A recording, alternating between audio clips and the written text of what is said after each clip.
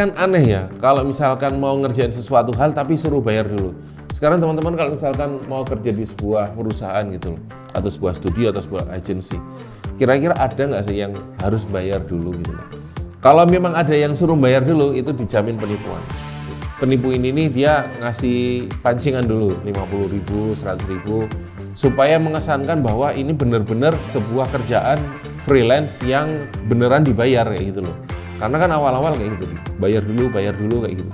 Sampai akhirnya terbentuk sebuah kepercayaan, oh boleh deh nih. Terus saat kemudian dikasih misi yang lebih gede, syaratnya harus top up, harus bayar.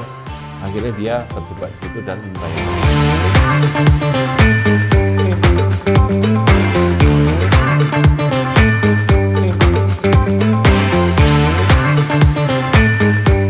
Bismillahirrahmanirrahim. Assalamualaikum warahmatullahi wabarakatuh. Ketemu lagi sama saya Arya Pamungkas. Udah cukup lama ya kita nggak bikin sesi monolog. Nah kali ini saya mau cerita beberapa hari yang lalu ya. Kejadian ada sebuah modus operandi yang berkedok kerja freelance dan itu ternyata penipuan dan korbannya banyak. Sudah sampai puluhan bahkan ratusan juta. Dan beberapa hari yang lalu itu yang mengalami adalah salah satu tim dari Slab. Ya cukup miris ya, karena dia itu tuh kerja remote. Jadi secara komunikasi itu nggak intens ya, karena kan ya kerja remote kan hanya sekedar ngomongin kerjaan. Tapi kalau kerja onsite ya kan dia otomatis ada obrolan-obrolan lain. Nah, jadi ceritanya awalnya dia tuh mau mengajukan kasbon senilai sekitar 10 jutaan gitu. Terus ditanyain, memang mau buat apa gitu? Mau buat top up gitu. Mau buat top up untuk supaya nanti duitnya tuh cair gitu loh. Loh kok aneh kan lo? Emang gimana ini? Oh iya nih saya kerja sama sebuah agensi itu di mana nanti misalkan dia top up, dia nanti dapat misi, yang misinya itu nanti akan mencairkan uangnya dia plus komisinya gitu. Nah, kalau dia bisa bayar 10 juta, nanti bisa cair sekitar 28 juta. Lah kan otomatis kan saya langsung kepikiran dong, ini kayak mirip sama modus operandi yang sudah pernah dialami oleh teman-teman saya gitu. Saya juga pernah dapat cerita kayak gini gitu loh. Jadi singkat ceritanya gini teman-teman, ya agen freelance-nya ini, agensinya ini, dia itu menyasar nomor HP secara random. Habis itu ditawarin mau ada kerjaan freelance nih, mau tertarik nggak, minat nggak gitu loh. Terus habis itu si calon korban ini kemudian dimasukkan ke sebuah grup di Telegram. Di situ nanti dia dikasih kerjaan, ya. Jadi kerjaan sebuah misi gitu. Intinya sih dia cuman kayak nge-like, terus komen, share kayak gitu-gitu, sebuah postingan kayak atau mungkin video di YouTube, pokoknya yang simpel-simpel lah gitu. Dan itu beneran dibayar, dapat 50.000, ada yang 100.000 kayak gitu.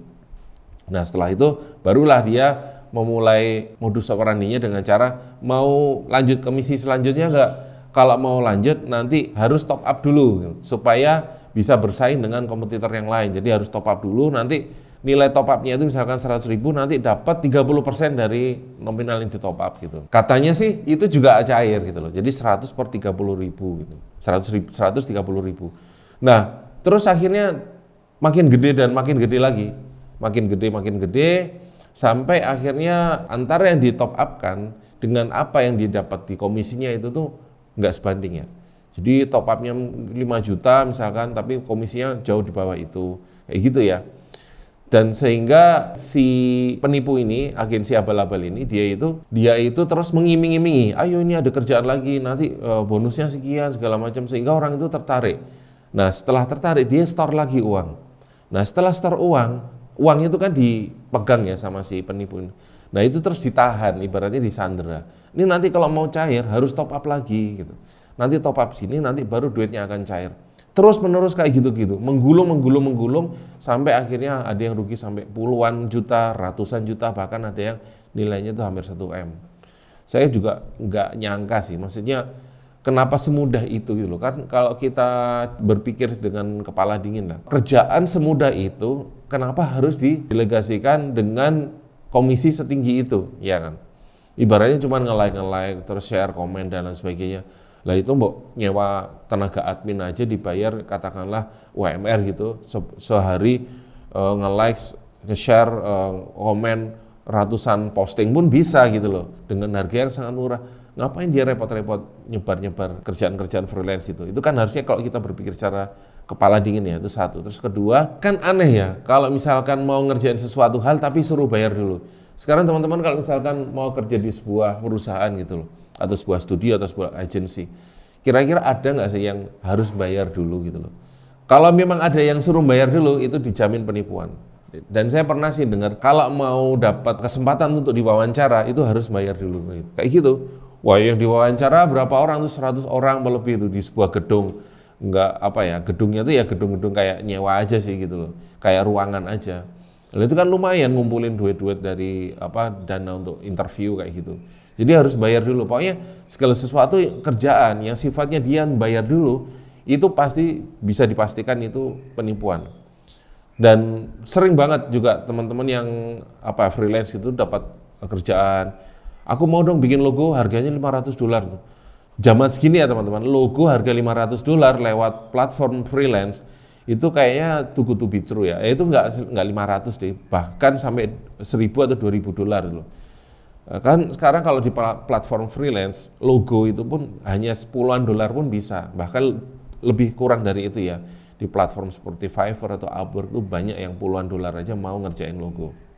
Nah ini tiba-tiba dia DM atau lewat Telegram kayak gitu atau lewat Instagram, aku mau bikin logo harganya $1.000, membuat orang tuh udah tertarik dulu. Oh mau dong. Ini tapi aku mau transfer uangnya, cuman harus dideposit dulu supaya nanti uangnya cair dulu. Silahkan kirim uangnya deposit senilai $puluhan misalkan, itu ke sini. Nah kayak gitu-gitu tuh nggak make sense loh.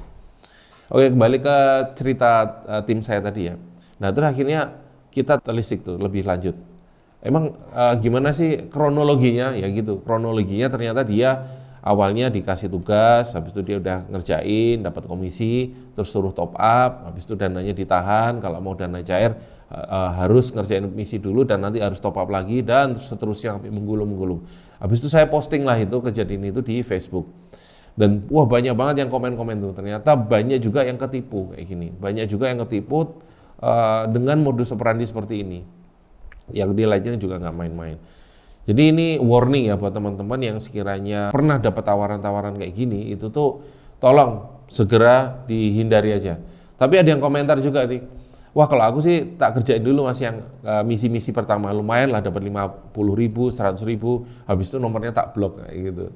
Jadi memang dia itu penipu ini nih dia ngasih pancingan dulu 50.000, 100.000 supaya mengesankan bahwa ini benar-benar sebuah kerjaan freelance yang beneran dibayar kayak gitu loh. Karena kan awal-awal kayak gitu, bayar dulu kayak gitu. Sampai akhirnya terbentuk sebuah kepercayaan, oh boleh deh ini. Terus saat kemudian dikasih misi yang lebih gede, syaratnya harus top up, harus bayar. Akhirnya dia terjebak di situ dan membayar. Herannya ya, maksudnya dengan modus operandi seperti itu dan dengan keterbukaan zaman informasi di era sekarang ini nih, masih banyak yang ketipu gitu loh. Padahal kalau kita nyari di YouTube atau mungkin di TikTok ya, di TikTok tuh banyak yang udah ngulas gitu soal modus operandi berkedok job freelance ini. Jadi ini kembali ke teman-teman, kalau misalkan ada sebuah tawaran-tawaran yang terlihat menggiurkan dan terlihat too good to be true atau terlalu indah kalau ini menjadi sebuah kenyataan, ditelaah dulu dan jangan pernah mau kirim uang dulu. Karena kalau yang namanya kirim uang dulu sebelum dapat job, selain itu tuh nggak masuk akal, dari segi muamalahnya juga nggak jelas gitu loh. Ngapain kita membeli apa? Membeli jasa atau membeli sebuah kesempatan, ya kan? Sebuah kesempatan yang nanti akhirnya kesempatan itu timbulkan sebuah job yang kemudian jobnya nanti kita dapat komisi dari. Nah, itu kan nggak make sense. Jadi ini warning ya buat teman-teman. Kalau misalkan memang teman-teman pengen banget kerjaan dan lain sebagainya, bisa cari ke teman-teman yang mungkin kelebihan job, katakanlah untuk dapat lemparan job. Misalkan di grup tuh ada yang grup namanya lempar terima order, nah, gitu, LTO kalau nggak salah. Nah itu bisa di situ. Jadi banyak mungkin ya freelance yang mereka tuh kelebihan order, dan saat kelebihan order otomatis mereka kan butuh tenaga bantuan. Nah di situ nanti siap-siap aja sekiranya ada yang buka job-job cepat ya kayak gitu, kerjaan-kerjaan kayak gitu. Dan ya freelance platform yang tersebar juga lah. Dan herannya lagi sebenarnya itu tuh saya ada satu platform yang dulu tuh menjadi salah satu titik awal saya dalam ngontes desain, yaitu CrowdSpring. Nah, ternyata CrowdSpring itu pun juga beberapa akhir ini sudah menjadi sebuah platform yang banyak freelance yang nggak dibayar. Sampai setahun, 2 tahun ke belakang tuh dananya tuh ditahan sampai nggak dibayar. Nah, itu kan ngeri ya kayak gitu. Jadi pastikan platform-platform tersebut memang legit dan paling lebih aman sih teman-teman bisa lewat DM Instagram atau Behance dan lain sebagainya, yang itu tuh langsung ya dari klien ke desainer. Tapi kalaupun seperti itu, teman-teman harus waspada. Jangan mau kerja dulu sebelum ada DP masuk. Nah, jadi kalau di Slab Design sendiri kita tuh ngirimnya pakai invoice, tapi partial invoice namanya. Kita kirim dengan partial invoice, itu kan ada fasilitasnya di PayPal. Jadi nanti di situ ada minimum pembayaran. Nah, kita kasih aja tuh input minimum pembayarannya 50% dari total yang ditagihkan, total project. Setelah nanti ada pembayaran masuk, barulah kita kerja, ya kan. Kita kerjain, revisi sampai selesai. Setelah selesai, nah, sebelum dia kirim final filenya, minta tolong dilunasin dulu. Nah, begitu uang masuk, barulah kita kirim final filesnya. Jadi semua aman ya. Terus misalkan nanti ada yang tanya, loh kalau dikirim PayPal nanti apa jaminannya buat si klien tersebut?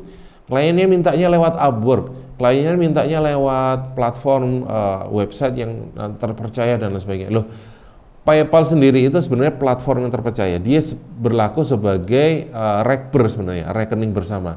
Seperti halnya Tokopedia atau mungkin di Shopee, itu kan menjadi pihak penengah ya.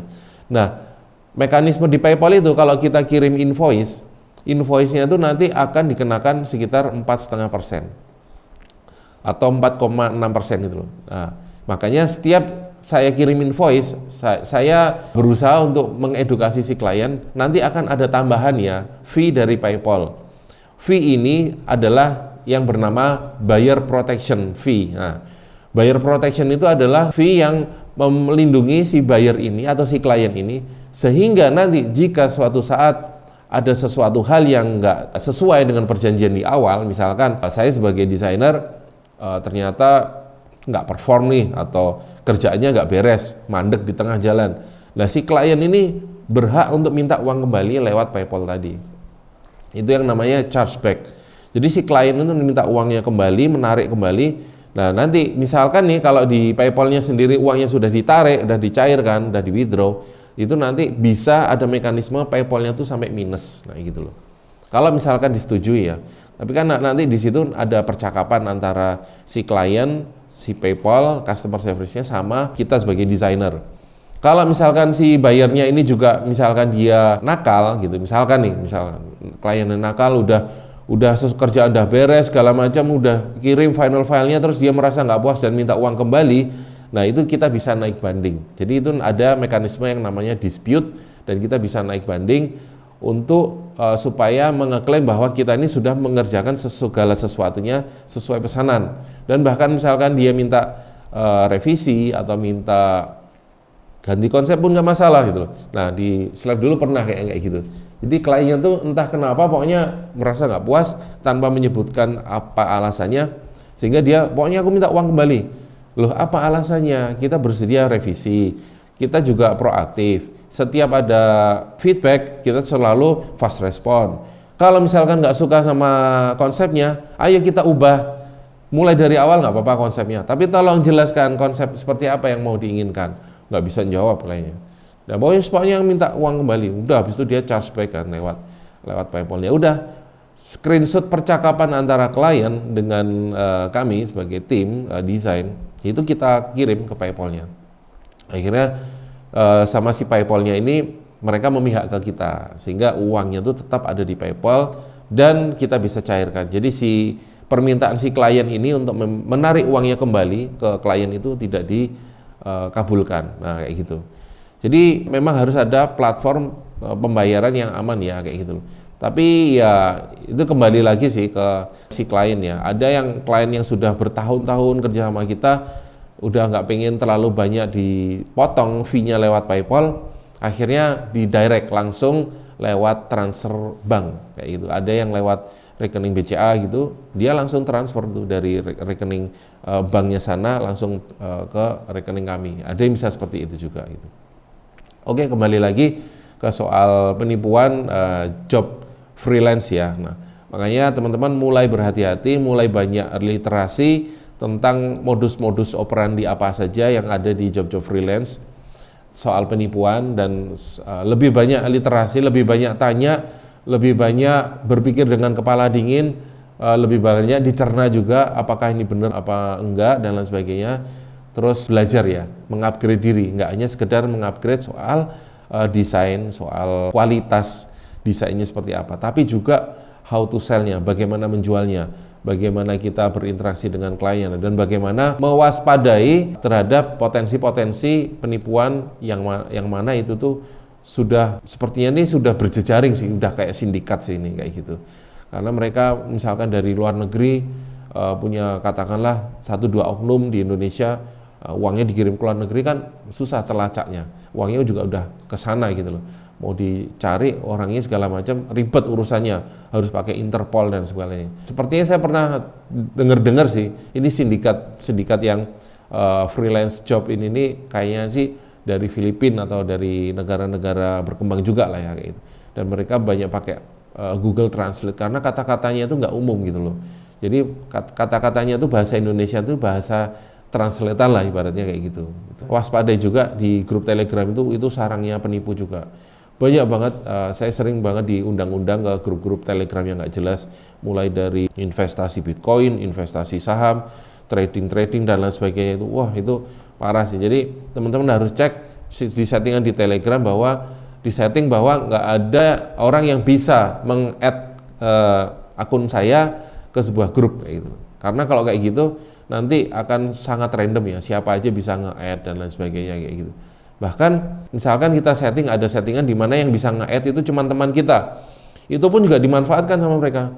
Jadi akun teman kita itu dibajak, habis itu yang menjadi friend list-nya tuh di Telegram, wah itu di-add-in semua kayak gitu. Jadi mendingan nggak usah. Jadi kalau misalkan mau gabung ke grup Telegram ya kita gabung aja gitu loh. Atau kalau misalkan nggak perlu amat ya udah nggak usah juga digabung di grup Telegram kayak gitu. Tapi intinya itu sih, teman-teman harus mewaspadai dan juga mulai belajar lah tentang ya sedikit-sedikit lah tipis-tipis tentang fikih muamalah seperti apa, apakah ini benar atau salah dan lain sebagainya. Karena dengan begitu nanti kita jadi makin waspada. Kalau misalkan ini nggak benar, nggak sesuai dengan aturan-aturan yang sudah ditetapkan oleh Allah Subhanahu Wa Taala tentang fikih muamalah, ya kan, tentang ya kaidah-kaidah syar'inya, mending ditinggalkan aja kayak gitu loh. Bahkan hal-hal yang sekiranya itu tuh sifatnya nggak pasti, ya kan, penuh ketidakpastian, goror dan lain sebagainya gitu tuh, mending dijauhi atau ditinggalkan. Jujur kalau saya sendiri, kalau misalkan ngomong lah, terus kalau kayak misalkan trading saham dan lain sebagainya itu gimana? Menurut saya ya kayak gitu. Menurut saya terus soal Bitcoin dan lain sebagainya, saya nggak berani langsung mengharamkan atau kemudian istilahnya tuh memvonis ya atau mencela dan lain sebagainya. Monggo, ini masing-masing punya pendapat masing-masing ya, pribadi masing-masing. Tapi kalau saya istilahnya memilih untuk menghindari itu, karena unsur ketidakpastiannya itu sangat tinggi. Apalagi kalau misalkan kita ngomongin saham, tentang saham walaupun sahamnya perusahaan-perusahaan yang IPO yang yang syariah kayak gitu-gitu. Itu kan yang syariah cuma komoditasnya aja, tapi kalau dari akad-akadnya sendiri itu sebenarnya banyak akad-akad yang batil ya ibaratnya kayak gitu. Jadi kayak misalkan kita ngomongin saham kok dijual belikan, yang mana itu seharusnya kita syirkah kan. Syirkah ya udah sahamnya milik orang-orang tertentu aja, nggak bisa kemudian itu dijual belikan dan lain sebagainya. Loh tapi kan ada DSN-MU, ya monggo sih itu masing-masing ya. Tapi kalau saya memilih untuk tidak mengikut gitu, karena di situ juga ada persyaratan yang membuat saya ganjel di jual beli saham syariah itu, trading saham syariah. Di situ menyebutkan bahwa diperbolehkan ada sebagian 10% kalau nggak salah itu uang non halal kayak gitu. Jadi nggak apa-apa itu misalkan, atau uang riba itu nggak apa-apa asalkan tidak lebih dari 10%. Nah, saya mikir waduh lo kok kayak gini gitu loh kan. Namanya perusahaan IPO kan pasti rata-rata mereka juga mungkin juga kita nggak bisa memastikan bahwa dia juga punya hutang mungkin di bank atau di manapun gitu yang ada ribanya ya di situ. Sedangkan kalau kita membeli saham tersebut, kita dianggap seolah-olah sebagai salah satu pemegang saham, ya kan? Kalau salah satu pemegang saham berarti apa? Salah satu owner. Kalau salah satu owner berarti apa? Nah, kembali ke hadis di mana setiap pemimpin akan dimintai pertanggungjawaban. Nah, kalau kita ikut di dalam perusahaan tersebut, yang mereka punya kebijakan-kebijakan yang itu tuh tidak bisa kita kontrol, ya kan? Misalkan ya salah satunya punya pinjaman-pinjaman riba atau mungkin ya apapun itulah itu. Kebijakan-kebijakan yang merugikan lingkungan setempat atau masyarakat, kita nggak bisa mengubah kebijakan itu, tapi kita dimintain pertanggungjawaban sebagai salah satu pemegang saham atau nah itu mending akhirnya saya mending nggak usah lah kayak gitu, saya mending cari potensi investasi yang mungkin aman-aman aja, misalkan ada teman yang ngajakin peluang bisnis, nah itu atau mungkin dagang ya kan, atau mungkin yang ya apalah kayak gitu. Itu saya malah lebih tertarik. Karena kalau kita membuat sebuah unit bisnis atau usaha, di situ kan ada timnya atau ada karyawan yang digaji ya, di ujroh secara bulanan. Nah, minimal dari itu tuh kita bisa memberikan kebermanfaatan lah, ya kan, sebagai bentuk gaji. Walaupun nanti pada akhirnya boncos, nggak jalan lagi. Saya ada beberapa project saya yang akhirnya berhenti di tengah jalan, ada gitu yang gaji per bulan sampai bakar duit dan sebagainya. Tapi kalaupun itu udah selesai ya namanya resiko itu, dan resikonya nggak sampai rugi sampai ratusan juta sih, alhamdulillahnya ya kayak gitu. Ya mungkin masih puluhan kayak gitu, puluhan juta lah ibaratnya itu. Tapi dari situ kan paling nggak saya ada istilahnya membayari orang atau tim atau ya istilahnya mendapat manfaat dari situ. Dari situ aja minimal sudah ada kebaikan ya, daripada hal-hal yang sekiranya tidak puas. Terus kalau kripto gimana? Apa hukumnya dan lain sebagainya? Saya bukan ustadz atau ulama yang berkompeten menjawab. Tapi kalau misalkan berdasarkan yang ada itu kan, kripto itu kan ada pendapat yang mengharamkan karena itu tidak ada underlying aset dan lain sebagainya. Tapi saya sendiri memilih tidak untuk berinvestasi atau membeli kripto untuk trading ya, untuk istilahnya ataupun bahkan saya beli untuk saya diamkan gitu, seperti halnya saya membeli emas. Nah, saya lebih memilih kripto itu hanya sebagai alat tukar transaksi. Nah, kalau untuk itu saya masih memakai itu, tapi dengan catatan begitu nanti ada klien yang membayar lewat kripto itu langsung dicairkan lewat mungkin PayPal atau mungkin ke rekening kayak gitu, ke rekening ya biasanya kayak gitu langsung. Jadi misalkan ada orang mau bayar pakai USDT, nah itu ya udah begitu masuk ke platformnya misalkan di Indodax, ya udah langsung aja di withdraw aja ke rekening banknya kayak gitu. Itu akan lebih aman. Dan platform kripto ini kami gunakan juga untuk kirim-kirim dana langsung ke Gaza sana. Alhamdulillah itu sangat murah ya kan, biaya adminnya cuma 0,5 USDT. Tapi memang ada kayak istilahnya biaya jual belinya ya. Jadi membeli dolarnya itu di bawah harga pasaran ada sekitar berapa persen. Tapi itu sangat murah sih. Masih sangat worth it gitu loh, untuk mengirim-kirim dana dan lain sebagainya. Dan alhamdulillah itu menjadi salah satu opsi yang terbaik saat ini untuk kirim-kirim dana. Jadi kalau misalkan ada kripto itu haram, ya udah semuanya haram, termasuk yang kirim-kirim dana juga mungkin transaksinya diharamkan dan lain sebagainya. Ya monggo sih itu masing-masing ya. Tapi kalau ada orang bilang, karena nggak ada underlying aset. Nah, sekarang kita lihat uang kertas sendiri, apakah masih ada underlying asetnya, simpanan emasnya sesuai dengan jumlah uang kertas yang beredar di pasaran, kan kayaknya mustahil ya. Kalau kita ngelihat sekarang pemerintah udah mencetak kertas segitu banyaknya yang kita nggak tahu juga apakah itu equal dengan jumlah simpanan emasnya, kita juga nggak tahu itu. Dan kalau misalkan kita lihat nanti siapa yang menjamin dia? Yang menjamin adalah si platform tersebut. Misalkan kita deposit kriptonya di Indodax, misalkan uangnya kok nggak nyangkut di situ, nggak bisa dicairkan, ya Indodaxnya itulah yang bertanggung jawab kan kayak gitu. Atau misalkan saya kirim lewat wallet yang diterima di Gaza sana pakai Binance gitu misalkan. Ya yang bertanggung jawab Binance-nya itu. Kemarin ada yang nyangkut gitu kan, terus diurus ke Binance-nya, alhamdulillah bisa dicairkan. Ya kayak gitu sih. Oke, jadi kembali lagi ke tema ya kan, tema awal dari dari video ini adalah teman-teman waspada ya gitu, waspada soal namanya penipuan-penipuan tadi, dan juga mulai belajar juga melek literasi, apalagi sekarang udah banyak ChatGPT lah, Gemini lah dan lain sebagainya, bisa jadi istilahnya tuh konsultasi ya kayak gitu. Apakah ini dibolehkan, apakah ini benar dan lain sebagainya gitu. Sambil dicek referensinya ini beneran atau enggak, karena kadang ChatGPT juga kadang suka ngaco kayak gitu. Oke, sekian dari saya. Terima kasih. Kurang dan lebihnya mohon maaf. Sampai jumpa di video selanjutnya. Wassalamualaikum warahmatullahi wabarakatuh.